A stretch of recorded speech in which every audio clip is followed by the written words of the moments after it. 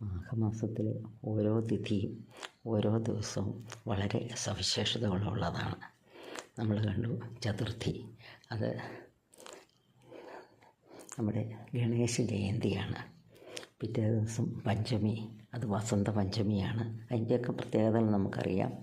പിന്നെ പഞ്ചമി കഴിഞ്ഞാൽ അടുത്ത ഷഷ്ഠി, മുരുകൻ്റെ ഷഷ്ഠിയാണ്. അത് തന്നെയല്ല, അന്നാണ് സൂര്യൻ സൂര്യനാരായണനായിട്ട് വന്ന ദിവസമാണത്. പിന്നെയോ സപ്തമി. സപ്തമി എന്ന് പറഞ്ഞു കഴിഞ്ഞാൽ അത് രഥസപ്തമിയാണ്. കാരണം അതുവരെ ഈ പ്രപഞ്ചം സൃഷ്ടിച്ചു കഴിഞ്ഞപ്പോഴത്തേക്കും ഇരുട്ടിൽ മൂടി കിടക്കുകയായിരുന്നു. അതിലേക്ക് ആ സൂര്യൻ എന്ന് പറഞ്ഞ ആ വെളിച്ചം വന്ന ദിവസമാണ്. അതുകൊണ്ട് തന്നെ ആ ദിവസവും, അതായത് ഞായറാഴ്ചയാണ്, അത് വളരെ പ്രധാനപ്പെട്ടതാണ്. ഇനി 26-ാം തീയതി ആകട്ടെ, അത് ഭീഷ്മാഷ്ടമിയാണ്. ഭീഷ്മരെ നമുക്കെല്ലാവർക്കും അറിയാം. ആ മഹാഭാരതത്തിലെ ഉജ്ജ്വല കഥാപാത്രം.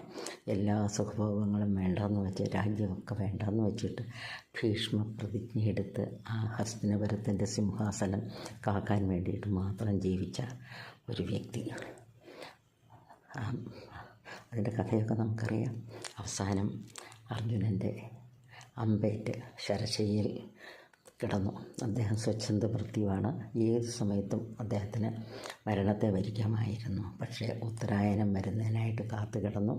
അങ്ങനെ ഉത്തരായനത്തിൽ ഈ അഷ്ടമി ദിവസമാണ് അദ്ദേഹം ഇഹലോകവാസം വെടിഞ്ഞത്. അതിനു മുമ്പ് ആ ശരശയ്യയിൽ കിടന്നപ്പോഴാണ് പാണ്ഡവന്മാർ ശ്രീകൃഷ്ണനും കൂടെ ചെന്ന് അദ്ദേഹത്തോട് രാജധർമ്മങ്ങളെക്കുറിച്ചും ഒക്കെ ചോദിച്ചത്. അങ്ങനെ പറഞ്ഞു കൊടുത്ത കൂട്ടത്തിൽ നമുക്കെല്ലാവർക്കും ആ വിഷ്ണു സഹസ്രനാമവും ഉപദേശിച്ചു തന്നിട്ടാണ് അദ്ദേഹം പോയത്. അങ്ങനെയുള്ള ആ ഭീഷ്മ പിതാമഹൻ്റെ ഓർമ്മ നമ്മളെല്ലാവരിലും അല്ലേ, ഇതൊക്കെ നമ്മൾ പഠിക്കേണ്ട ചരിത്രമാണല്ലേ.